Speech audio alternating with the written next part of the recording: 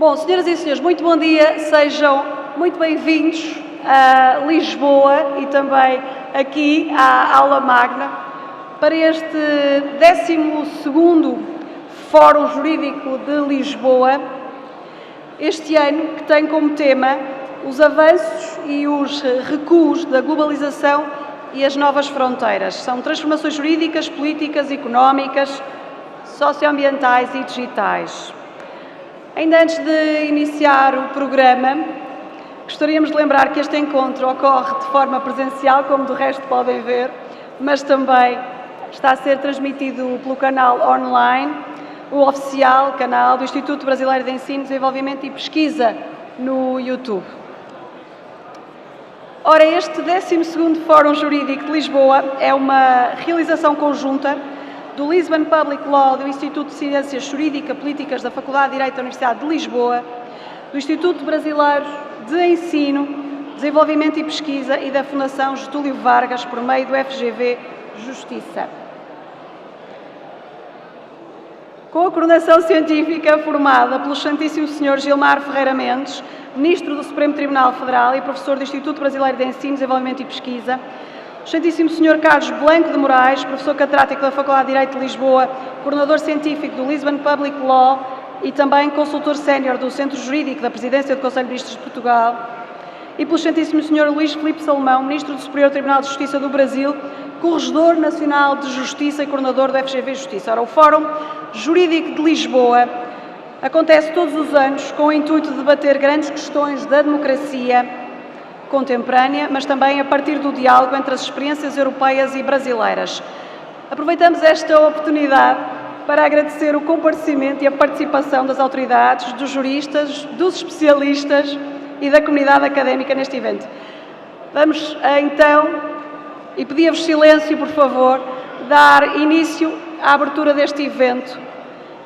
E a altura para convidar para esta mesa o Excelentíssimo Sr. José Pedro Aguiar Branco, Presidente da Assembleia da República Portuguesa. Uma salva de palmas, por favor.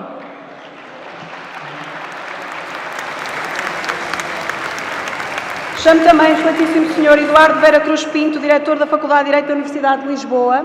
Uma salva de palmas. Chamo ainda também o Excelentíssimo Sr. Carlos Blanco de Moraes, Professor Catedrático da Faculdade de Direito da Universidade de Lisboa e Coordenador Científico do Lisbon Public Law Research Center e Consultor Sénior do Centro Jurídico da Presidência do Conselho de Ministros de Portugal. Uma salva de palmas. Ainda o Excelentíssimo Sr. Gilmar Ferreira Mendes, Ministro do Supremo Tribunal Federal e Professor do Instituto Brasileiro de Ensino, Desenvolvimento e Pesquisa.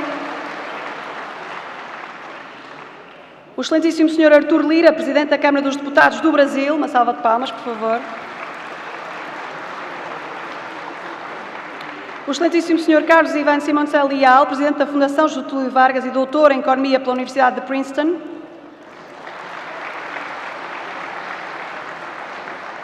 E ainda também o Excelentíssimo Sr. Vitalino Canas, Professor da Faculdade de Direito da Universidade de Lisboa e Presidente do Fórum de Integração Brasil-Europa. Uma salva de palmas. E, para terminar, também o Excelentíssimo Presidente da Ordem dos Advogados do Brasil, Beto Simonetti. Uma salva de palmas a todos, por favor.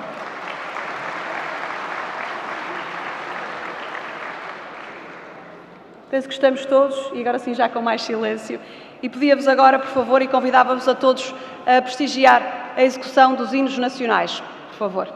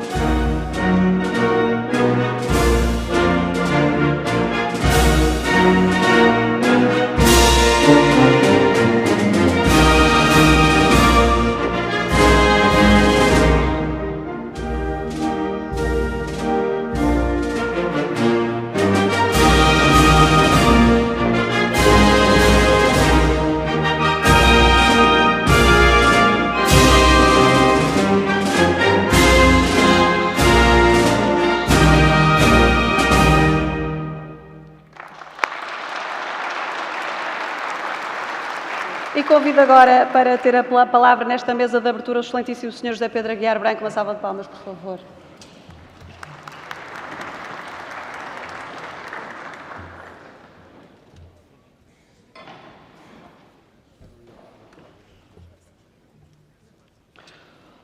Muito bom dia.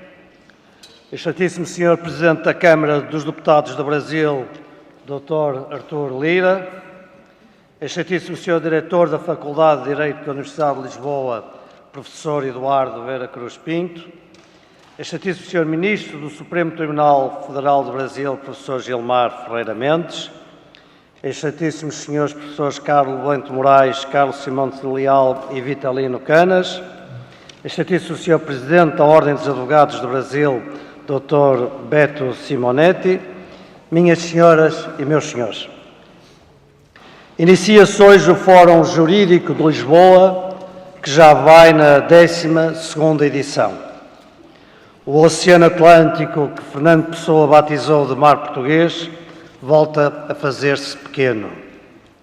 As perspectivas cruzam-se, as diferenças atenuam-se.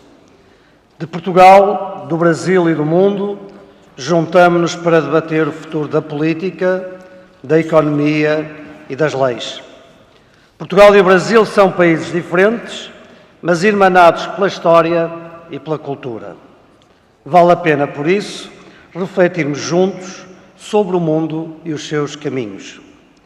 Irá falar-se por estes dias das mudanças geopolíticas e económicas em curso, mas também de política ambiental e transição energética, de responsabilidade social, privada e pública, de segurança, políticas públicas e sustentabilidade, do mundo digital e da globalização, da saúde, ensino e cultura mediática. É bom ver a academia numa relação viva com a sociedade civil e com a política a pensar sobre estes assuntos, ouvindo com serenidade perspectivas díspares, aprofundando o sentido da realidade e os seus desafios, procurando encontrar respostas para as perguntas e soluções para os problemas. Ir para além das diferenças, dos partidos ou dos nossos próprios egos para pensar no todo. Precisamos muito desse exercício. Precisamos cada vez mais desse exercício. Minhas senhoras e meus senhores, sei que este Fórum Jurídico de Lisboa vai discutir também o risco da judicialização da política e a importância da separação dos poderes. Talvez não exista uma ideia tão repetida no nosso país como a de que é preciso reformar a justiça, de que é preciso mais celeridade nos processos, de que há uma crise no segredo de justiça, de que os cidadãos estão a perder a confiança no sistema judicial. São problemas sérios que devem convocar a atenção dos agentes políticos. Mas, por algum motivo, o aparente consenso não se tem traduzido em reformas concretas. Estamos de acordo no diagnóstico, nas ideias.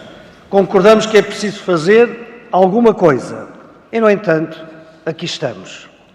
Ao consenso da opinião falta o consenso da ação. E esse consenso da ação e para a ação é cada vez mais urgente.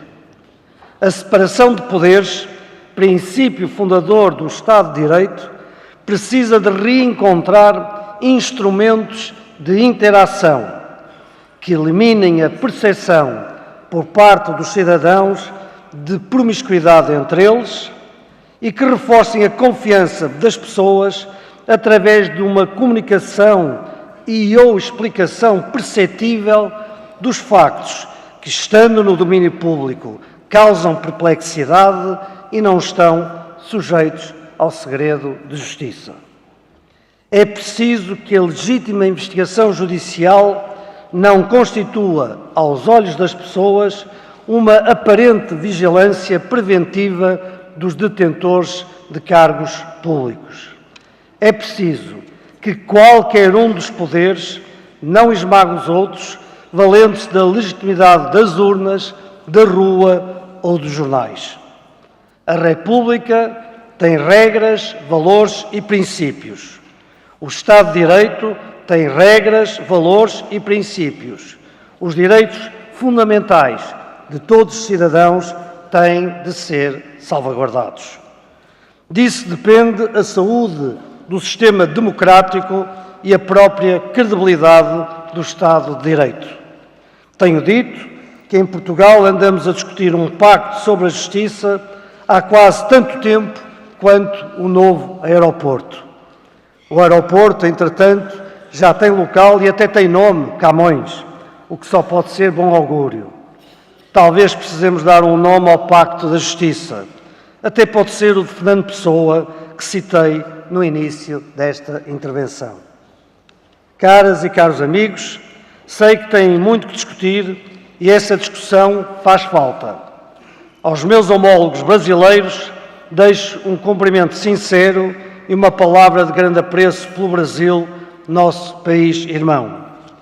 A todos os participantes deste Fórum Jurídico de Lisboa, desejo bons e frutuosos trabalhos e dirijo um agradecimento cívico pelo vosso compromisso com a reflexão e com o diálogo. Que, com base neles, possamos construir sociedades melhores, mais justas e mais preparadas para os desafios do futuro. Muito obrigado.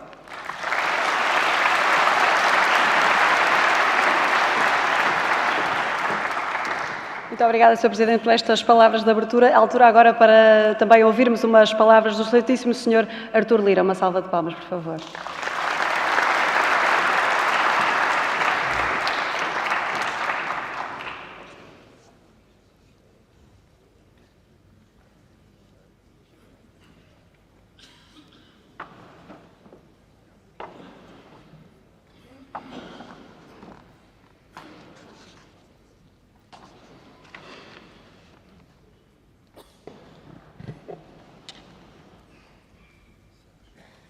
Ministro Gilmar Mendes, decano da Suprema Corte do Brasil e idealizador deste fórum, na pessoa de quem agradeço o convite para esta mesa de abertura e felicito aos organizadores do evento. Senhor José Pedro Aguiar Blanco, presidente da Assembleia da República de Portugal, com quem tive o prazer de me avistar no dia da minha chegada a Lisboa. Dr. Eduardo Vera Cruz Pinto, diretor da Faculdade de Direito de Lisboa, que nos acolhe com toda a hospitalidade para este fórum. Dr. Carlos Blanco de Moraes, professor catedrático desta emérita faculdade. Dr. Carlos Ivan Simos Leal, presidente da Fundação Getúlio Vargas e co-organizador do fórum. Dr. Vitalino Canas, presidente do Fórum de Integração Brasil-Europa. Dr. Roberto Simonetti, presidente da OAB, Ordem dos Advogados do Brasil. Meus pares da Câmara dos Deputados do Brasil, senhoras e senhores senadores, senhores ministros do Superior Tribunal de Justiça e Tribunais Superiores do Brasil, senhores governadores, ministros de Estado, demais autoridades brasileiras e portuguesas, senhoras e senhores painelistas, senhoras e senhores professores e estudantes, senhoras e senhores participantes. É com grande prazer e satisfação que torno a participar do Fórum Jurídico de Lisboa, agora em sua 12ª edição. Na diversidade das perspectivas de seus oradores e na atualidade dos temas para discussão, o Fórum Jurídico de Lisboa acerta duplamente e se firma como um espaço essencial para a compreensão dos caminhos que temos à nossa frente. Senhoras e senhores, transformações e mudanças de concepções sempre ocorreram no mundo. Mas é inegável que a revolução tecnológica e a ampliação do acesso à informação que circula por ambientes digitais aceleraram enormemente o ritmo das transições. Na Câmara dos Deputados, somos diuturnamente demandados a legislar sobre assuntos emergentes ou para modernizar a legislação sobre questões que estejam passando por renovação a partir de mudanças na nossa sociedade.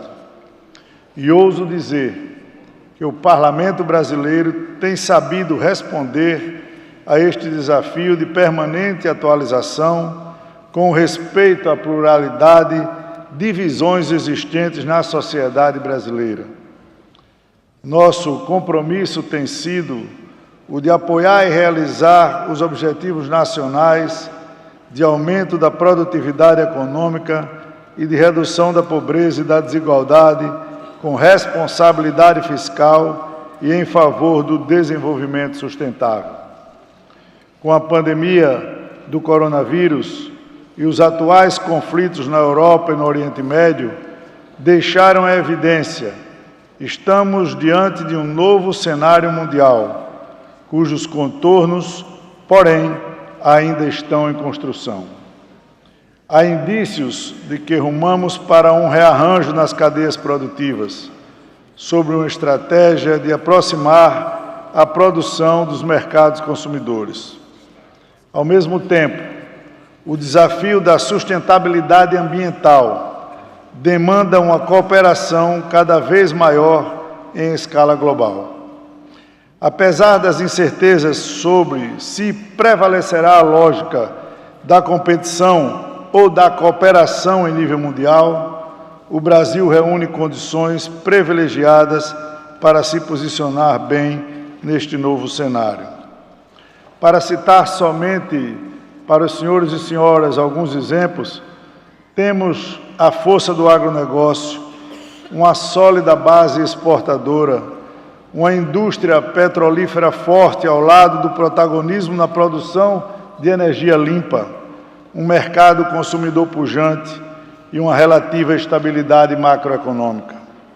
Isso é corroborado por projeções do FMI, que seremos a 8ª economia do mundo já em 24, e por relatório da OCDE, que nos colocou como o 2º maior destino de investimentos diretos estrangeiros no ano passado, apenas atrás dos Estados Unidos.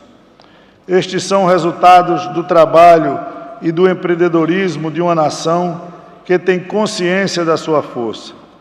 Senhoras e senhores, foi por isso que na atual legislatura escolhemos trabalhar na reforma tributária, no equilíbrio fiscal e na pauta verde, que mira na transição energética, na descarbonização das cadeias produtivas e na responsabilidade socioambiental. Está em fase de regulamentação uma ampla reformulação do nosso sistema tributário para torná-lo mais justo, simples e eficiente. Uma mudança que foi procrastinada por décadas e que agora, com sua consagração na Constituição, precisa se cristalizar em leis. Essa é uma hora das reformas estruturantes, que dará ao país melhores condições para ser competitivo no mercado internacional, independente dos caminhos ditados pelos avanços e recuos da globalização. Outro tema que tem atraído com razão a atenção de todos é o uso da inteligência artificial. Estamos em fase de aprendizado sobre como lidar com essa ferramenta tecnológica. Mas temos que ser rápidos neste processo. A evolução digital e a sua absorção pela sociedade são muito velozes. Em campo correlato, temos também a questão das redes sociais, algo que tem ensejado debates e inovações legislativas em várias partes do mundo. Criamos na Câmara recentemente um grupo de trabalho que está analisando proposições que tratam do assunto, inclusive na dimensão do combate à desinformação. Senhoras e senhores, em 2024, o Parlamento Brasileiro preside o P20, pilar parlamentar do G20. Trata-se de oportunidade singular para nossas interações com o mundo que sejam ainda mais próximas. Neste contexto, organizaremos pela primeira vez na história do P20 uma reunião de mulheres parlamentares no início da próxima semana em Maceió, capital do meu estado, Alagoas.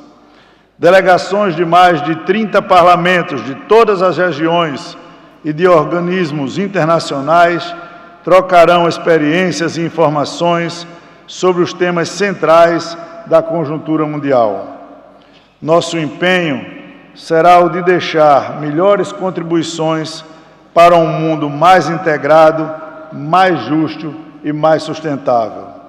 Ao concluir, reitero meus agradecimentos pelo convite para participar deste evento e expresso a certeza de que poderemos extrair bons aprendizados nos debates que terão sequência hoje e nos próximos dias. Muito obrigado a todos.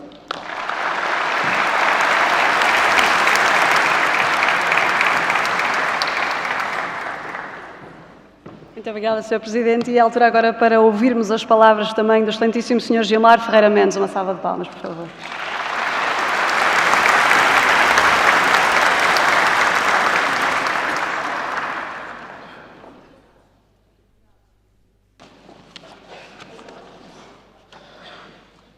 Bom dia a todas e a todos. Cumprimento ao presidente da Assembleia da República de Portugal, José Pedro Aguiar Branco. Cumprimento o presidente da Câmara dos Deputados, Arthur Lira, ao diretor da Faculdade de Direito da Universidade de Lisboa, Eduardo Vera Cruz Pinto, ao professor Carlos Blanco, nosso parceiro nessa jornada desde o primeiro fórum, ao professor Carlos Ivan Simonsen, presidente da Fundação Getúlio Vargas e co-organizador deste evento, ao professor Vitalino Canas, presidente do Fórum de Integração Brasil-Europa, e ao professor Beto Simonetti.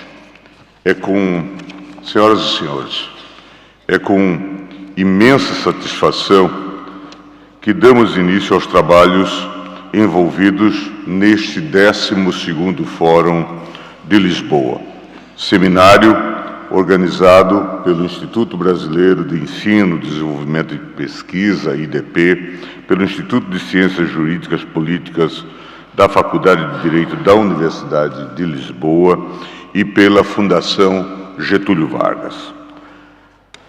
Já integrado de forma indelével ao calendário político-jurídico luso-brasileiro, o encontro ocorre anualmente e representa um espaço de diálogo a partir de perspectivas variadas sobre visões e diferentes modelos de sistemas jurídicos presentes em ambos os continentes. Com efeito, o Fórum surgiu há mais de uma década, com o propósito de buscar, reconhecer e avivar as raízes históricas e culturais que ligam portugueses e brasileiros, premissa que exige de nós o compromisso com a construção de um futuro comum.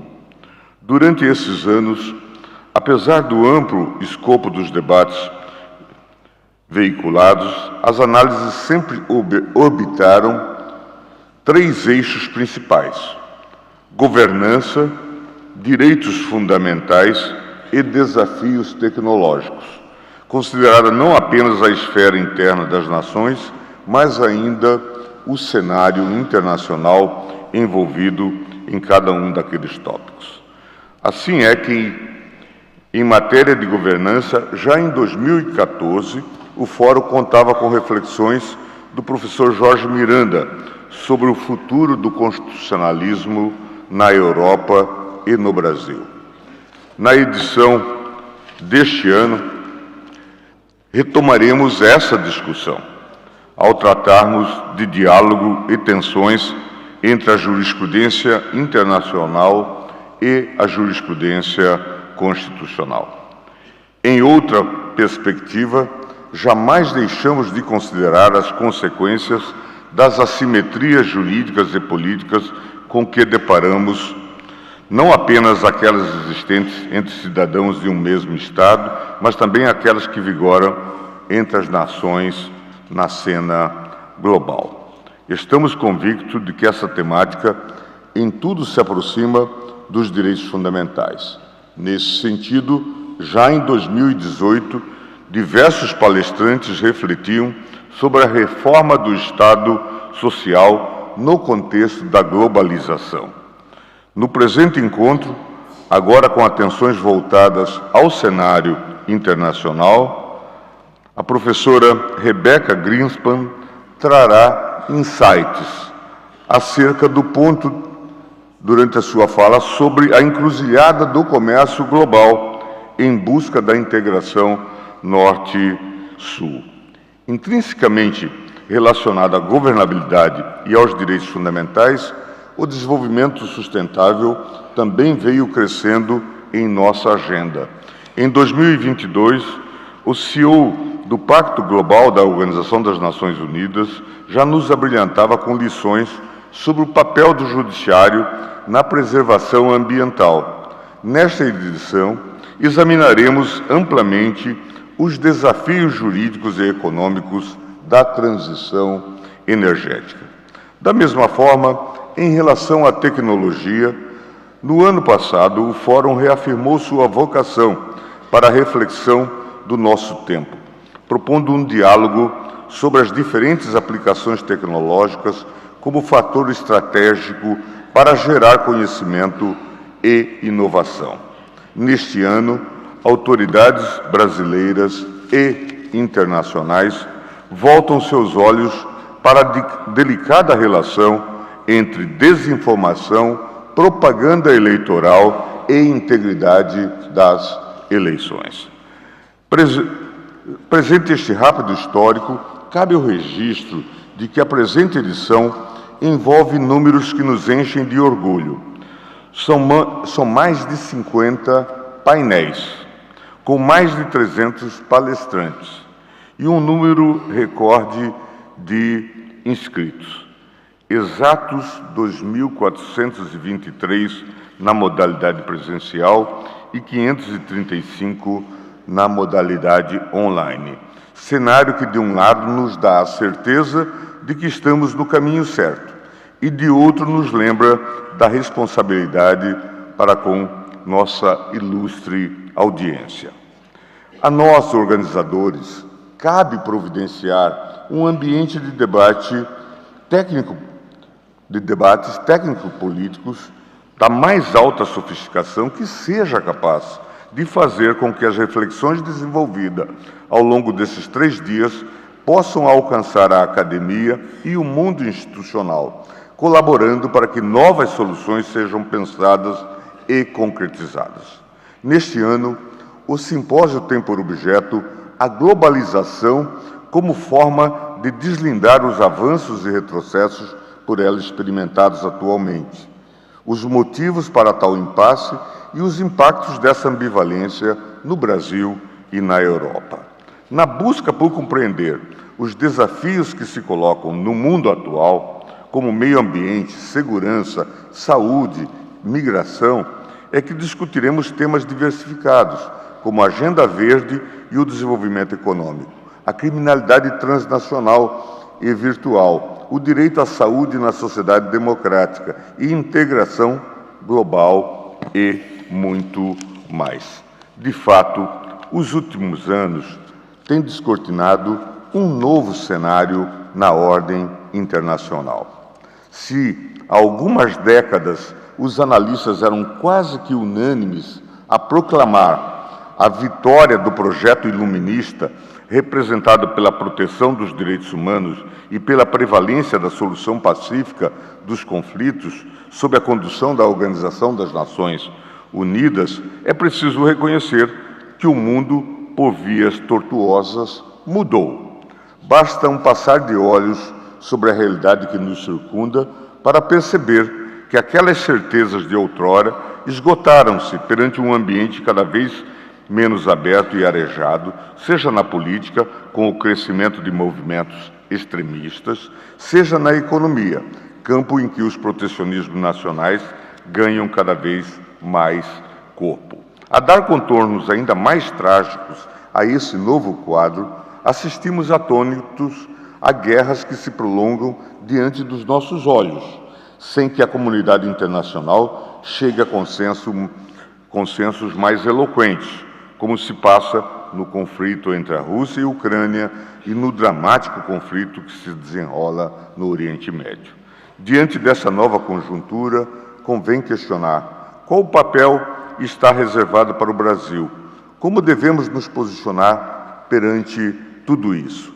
No ponto, consideradas as múltiplas problemáticas econômicos sociais que envolvem o Sul global, ganha ênfase o crescente papel da cooperação Sul-Sul, que representa, no século XXI, uma das principais tendências em matéria de colaboração internacional voltada para o estímulo do desenvolvimento das nações, superando ideologias e visões de mundo que não mais representam o complexo quadro internacional por nós vivenciado. Trata-se de uma forma de apoio mediante a criação e o fortalecimento de laços políticos, econômicos ou culturais com a ampliação de espaços de negociação e de poder. Por meio dela, países antes excluídos das grandes deliberações da cena global passaram a enfeixar maior protagonismo. Assim sendo, vê-se que a atual conjuntura oferece oportunidades e espaço para que os atores globais assumam novas missões e incumbências diante das novas e crescentes adversidades que hoje nos instigam constantemente. Estou certo de que, para além de qualquer critério meramente geográfico, essa nova forma de encarar as relações entre os povos representa um claro exemplo e norte a ser seguida nos esforços de aproximação entre Brasil e Portugal, nações irmãs fortemente ligadas por vínculos históricos e culturais. Tenho a plena convicção de que o Fórum acrescentará valiosas lições ao assunto, trazendo novos pontos de vista e iluminando perspectivas para que possamos entender melhor o tempo presente e assim sejamos instrumento de transformação rumo à integração entre Brasil e Europa, em especial entre brasileiros e portugueses que tanto almejamos. Assim, desejo a todos e a todas excelente experiência de aprendizado mais uma vez. Muito obrigado.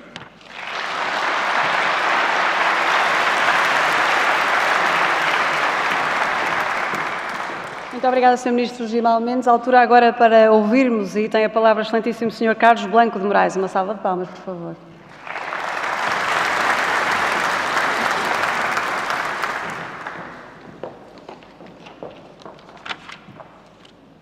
Senhor Presidente da Assembleia da República, Dr. Aguiar Branco, ex-Ministro da Justiça e também meu antigo colega no Conselho Superior da Magistratura, é um prazer tê-lo cá.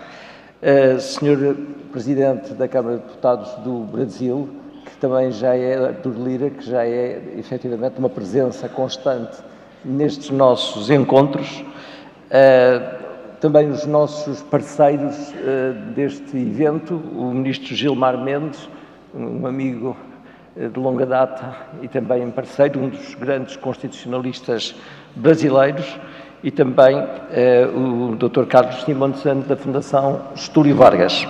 Uma palavra também para o meu querido amigo Eduardo Vera Cruz Pinto, diretor da Faculdade de Direito de Lisboa, para o professor Vitalino Canas, do FIB, e também para o Dr. Beto Simonsen, da Ordem dos Advogados do Brasil. Ora, em nome também do Instituto de Ciências Jurídico-Políticas e do seu Centro de Investigação, dou as boas-vindas a todos os participantes, académicos, autoridades e também alunos aqui presentes, ressalvando o facto de este Fórum Jurídico, que é o 12º, se ter constituído indubitavelmente em Portugal e na última década como o mais importante encontro jurídico entre Portugal e o Brasil. Não só pela riqueza das intervenções, mas também das interações, na medida que temos feito uma produção científica conjunta com publicações internacionais e publicações também nacionais entre os nossos dois países, e tem sido, de facto, este encontro de saberes que tem permitido, digamos, um avanço e uma comparação estreita e um aproveitamento estreito das nossas experiências jurídicas. Assim, continuaremos. Têm sido encontros caracterizados pela diversidade de ideias e de pessoas, onde a liberdade de investigação, de ensino e de pensamento constituem o ex-libris das nossas iniciativas.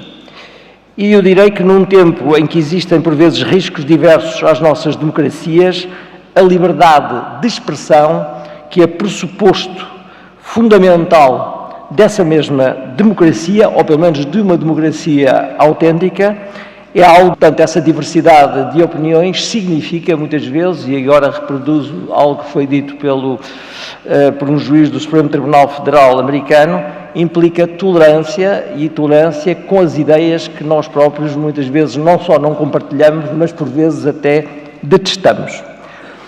Uma palavra também para a comunidade brasileira em Portugal, que é a maior comunidade estrangeira, e eu daria nota do facto de o nosso centro de investigação, o Lisbon Public Law, o ano passado, fez uma sondagem que nos transmitiu que 70% dos portugueses que foram sondados entendem que a comunidade brasileira é aquela que se encontra melhor integrada na sociedade portuguesa.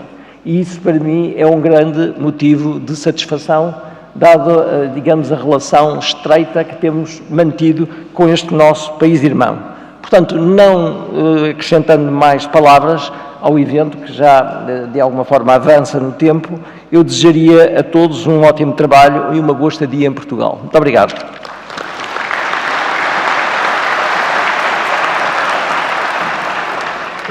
Muito obrigada, Sr. Professor. E a altura agora para ouvirmos o Santíssimo Sr. Carlos Ivan Simonsen Leal. Uma salva de palmas, por favor.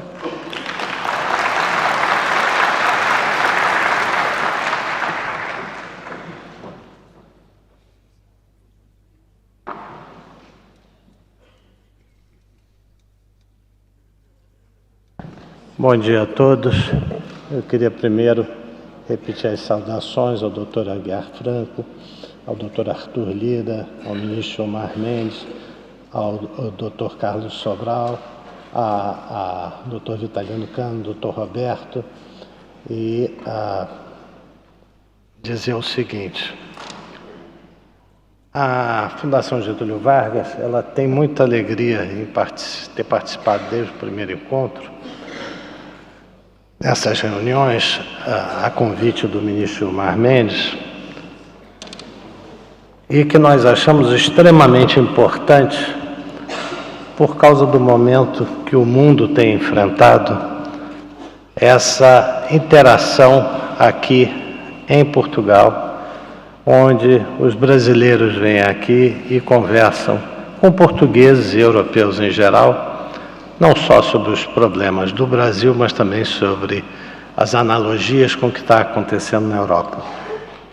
Na verdade, nós estamos numa época muito complicada em que o mundo está enfrentando o provável fim da Pax Americana. Hoje em dia, devido à situação fiscal de vários países, você já começa a questionar se daqui a 10, 20, 30 anos se o dólar será a moeda de reserva internacional. Isso pode parecer uma bobagem, mas não é. Déficit em conta corrente americano é o que financia exatamente o gasto militar americano, e você tem uma extrema dependência indireta do euro em relação ao dólar, porque a verdadeira âncora do euro é o superávit em conta corrente alemão, o qual é ancorado uma grande parte em comércio com a China feito em dólares. Então, ou não só com a China, mas com a Ásia toda. Então nós temos uma situação que prenuncia uma possível fragmentação do mundo.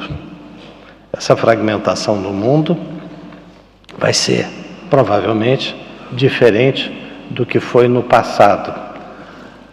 Ela não será mais um bloco americano e um bloco soviético, como era no passado. Será possivelmente uma segmentação em camadas muito mais confusa e com uma provável aumento das dificuldades, uma redução do comércio internacional, uma queda no nível de riqueza em geral. É uma possibilidade. É uma possibilidade e hoje o mundo já se encontra, pelo menos o mundo ocidental, ao qual o Brasil é bastante apegado, ele se encontra sob o intenso choque que tem levado à polarização das suas classes médias, da opinião política das suas classes médias. Qual é esse choque? É o choque da subida do ritmo de inovação na Ásia. O que conta no mundo são duas coisas: recursos naturais e inovação. Se você continua inovando no mesmo ritmo de antes e começa alguém a inovar mais, a oferta de inovação no mundo aumenta. E você começa a ter que dividir recursos naturais com esse novo agente no mercado. Isso é nítido no caso da energia, que é o maior e mais importante recurso natural, mas é também verdade não só para a energia, como para vários outros itens. Isso significa que a classe média de vários países, como é o caso na Europa, ela tem tido uma queda no seu nível de vida, e nos Estados Unidos, durante mais de 30 anos, não tem subido em termos reais o nível de vida da classe média americana. Obviamente, sem classe média, você tem dificuldade de apoio às decisões, aos partidos políticos e às decisões e à constância de um partido político com uma estratégia pré-definida de longo prazo no poder. Note-se que nos Estados Unidos tem havido alternância cada vez mais rápida entre o Partido Democrata e o Partido Republicano, tendo o Partido Republicano agora basicamente mudado de mãos, mudado de controle para um novo grupo cujo maior símbolo é o ex-presidente Trump. Então, tudo isso acontece e agora temos o choque da digitalização. O choque da digitalização, ele vem simplesmente dizer o seguinte: todas as estruturas de comando no mundo estão sendo comprimidas para cima e, portanto, eu não preciso mais da minha secretária para fazer as reservas de viagem, faço pelo meu telefone, usando algum aplicativo. Não preciso mais, quando quero marcar uma entrevista, usar a mesma secretária, e assim vou tirando todas as funções dela. No final eu tiro ela por corte de custos, o que quer dizer que eu vou desempregar a classe média e média baixa e classe baixa no mundo inteiro, criando hordas de motoristas de Uber ou de entregadores de pizza. Então, esse é o desafio que é muito importante. E como é que nós vamos enfrentar isso? Essas são as perguntas. O enfrentamento disso vai acabar sempre no Legislativo e no Judiciário, e é óbvio que vai depender também das decisões do Executivo. No nosso sistema ocidental, que é baseado no livre-arbítrio e na filosofia que vem de Aristóteles, nós temos um sistema bem construído e equilibrado, e esse sistema está sendo colocado à prova. Nós não podemos, todavia, fazer como Cícero. Cícero, que a meu ver, eu não sou jurista, foi o maior advogado do mundo porque perdeu a maior causa do mundo, que era a causa da República Romana. Cícero, um dia, resolveu pular por cima da lei, de um princípio básico. Ele condenou Catilina sem dar direito de defesa a Catilina. Então, nós vamos ter que enfrentar o desafio que está sendo colocado, e para isso o Brasil tem muito a aprender com a Europa, tem muito a aprender com Portugal, a longa história de Portugal. Nós vamos ter que enfrentar como nos reorganizarmos frente a um choque que é inevitável. Qual é o choque? É o choque da digitalização, é o choque da fragmentação maior do mundo e assim por diante. Então, esse desafio, a importância desse seminário, ela ao longo do tempo, ela não estabilizou, ela está crescendo, porque os problemas são cada vez mais complexos e nós não temos o privilégio de ter esses problemas sozinhos. Nós temos os problemas muito parecidos com os problemas que existem na Europa e assim por diante. Então eu queria manifestar minha alegria e desejar a todos um excelente seminário, agradecer à Universidade de Lisboa, na pessoa do seu reitor, pela amabilíssima recepção que sempre nos tem dado. É realmente não só um prazer, mas uma honra estar aqui. Muito obrigado.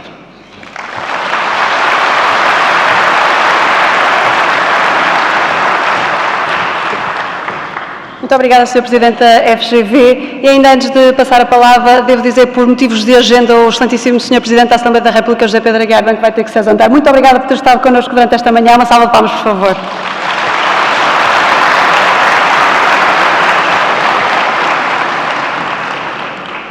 Ora, a altura para darmos agora a palavra ao excelentíssimo Sr. Vitalino Câmaras para falar aqui connosco também um pouco nesta sessão de abertura. Apenas os cumprimentos. Obrigada. Uma salva de palmas, por favor.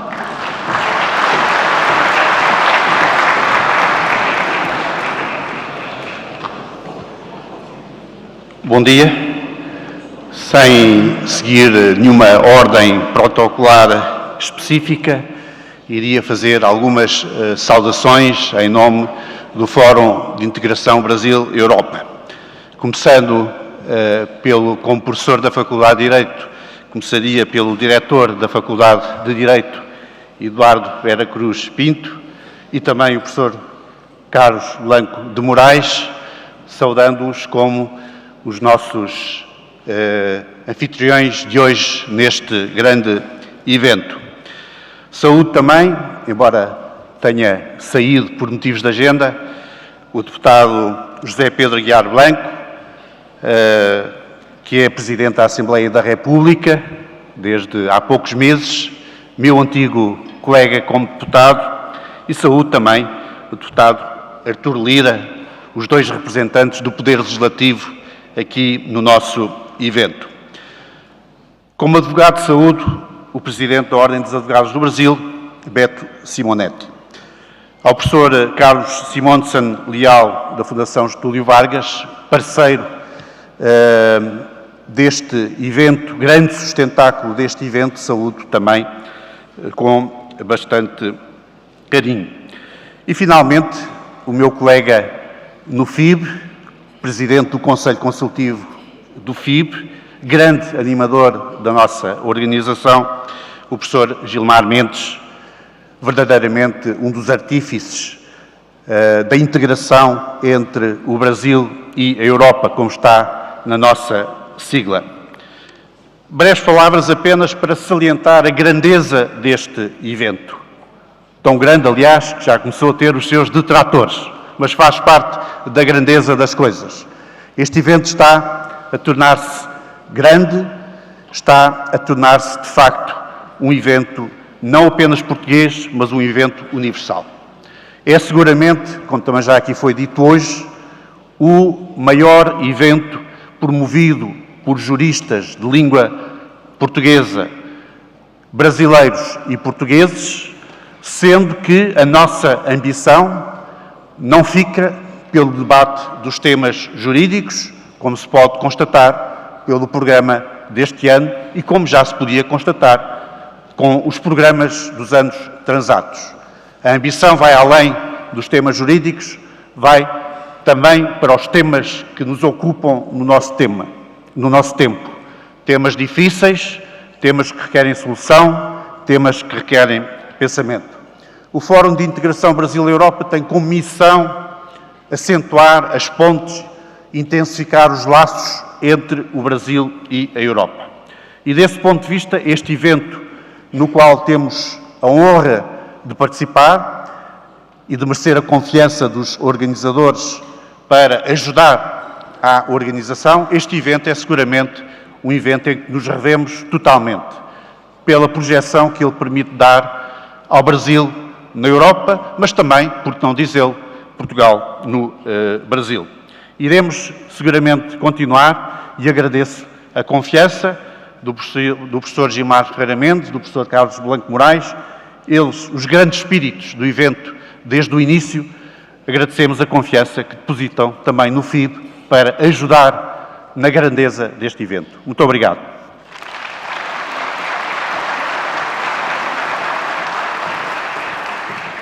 Muito obrigada. E a altura agora para ouvirmos o excelentíssimo Sr. Beto Simonetti. Uma salva de palmas, por favor.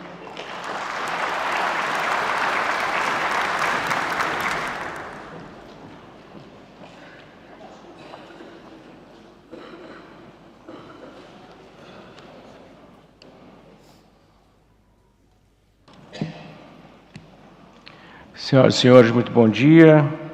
Inicio os cumprimentos dirigindo ao ministro Gilmar Mendes, decano do Supremo Tribunal Federal.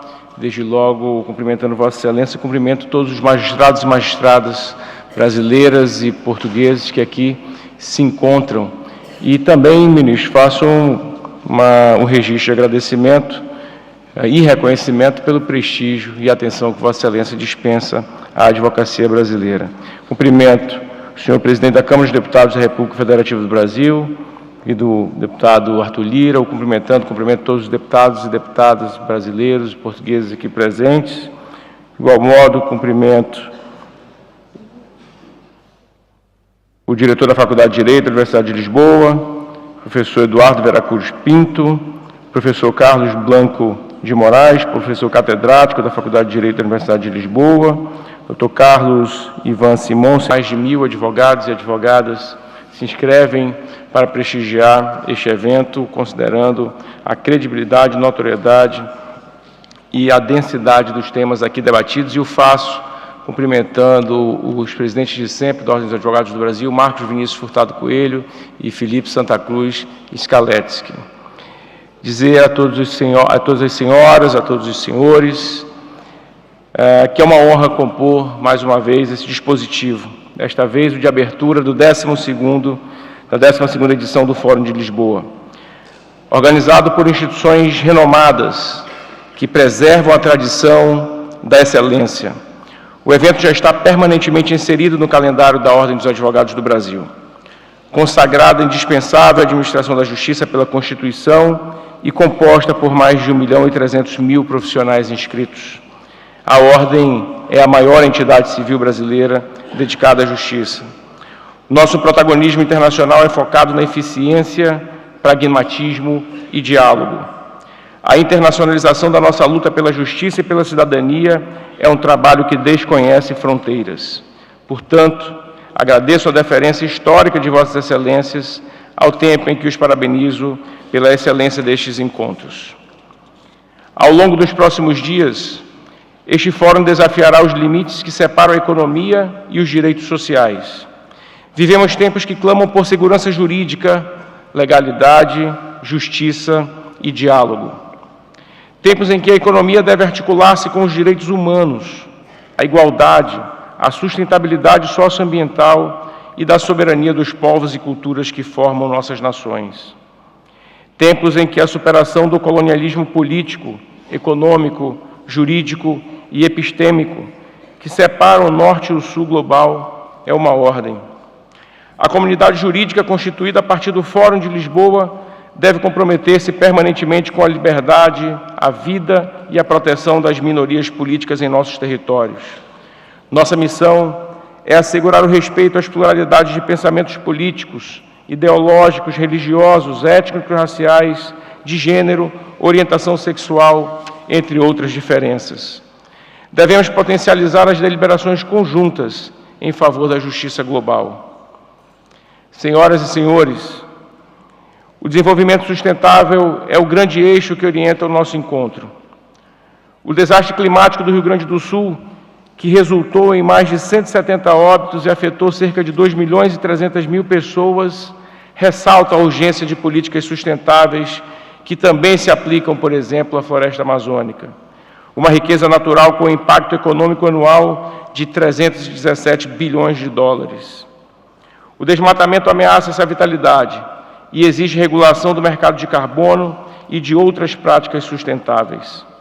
A adoção do princípio da sustentabilidade no agronegócio, por exemplo, tende a equilibrar a proteção ambiental, o uso sustentável de recursos e a geração de resultados para todos e todas as interessadas.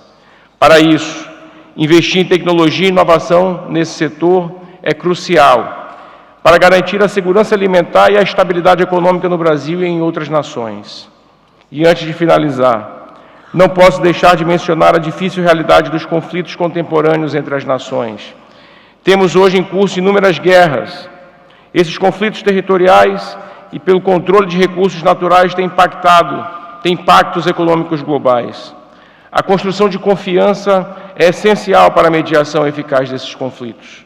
Diante disso, nossa tarefa é promover práticas que protejam o planeta, preservem a dignidade humana e promovam a paz entre os países, pois somente assim poderemos garantir um futuro onde a prosperidade seja compartilhada e a dignidade universalmente respeitada. Um bom dia a todos e a todas e muito obrigado.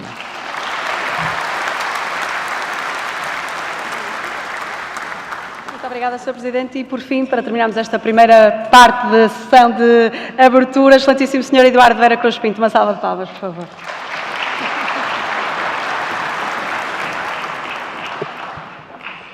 Muito bom dia.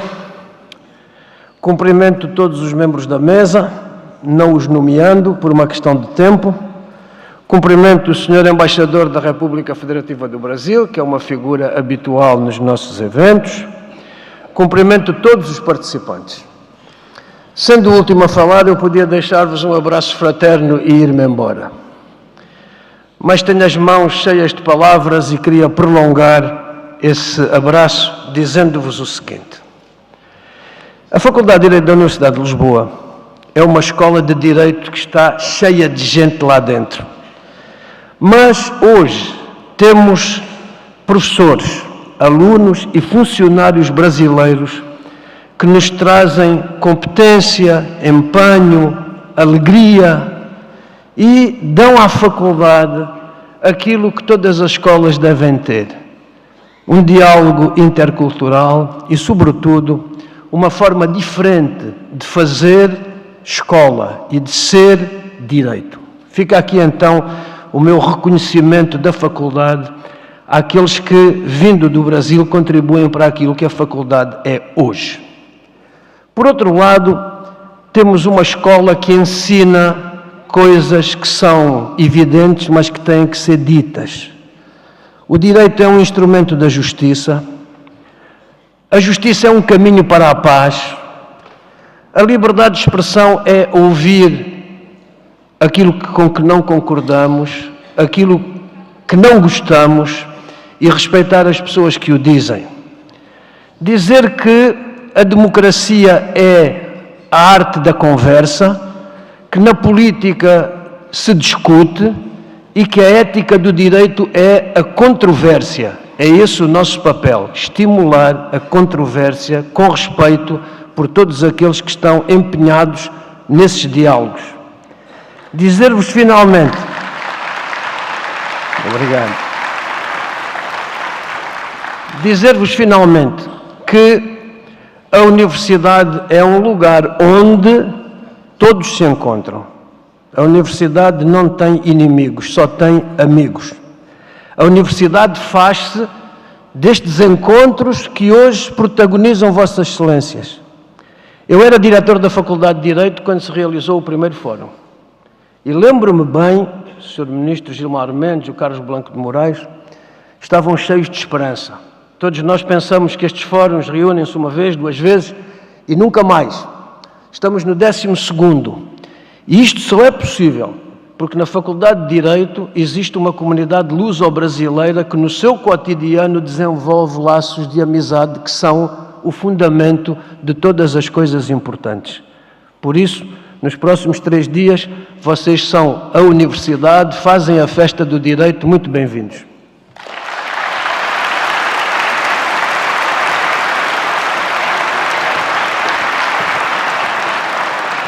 Ora, muito obrigada, Sr. Diretor, e muito obrigada também a todos, a quem vos convido para virem até à plateia para assistirem à próxima keynote speech e peço, por gentileza, ao Gilmar Mendes que fique connosco também para a próxima, para chamar também o próximo orador. Muito obrigada, uma salva de palmas a todos.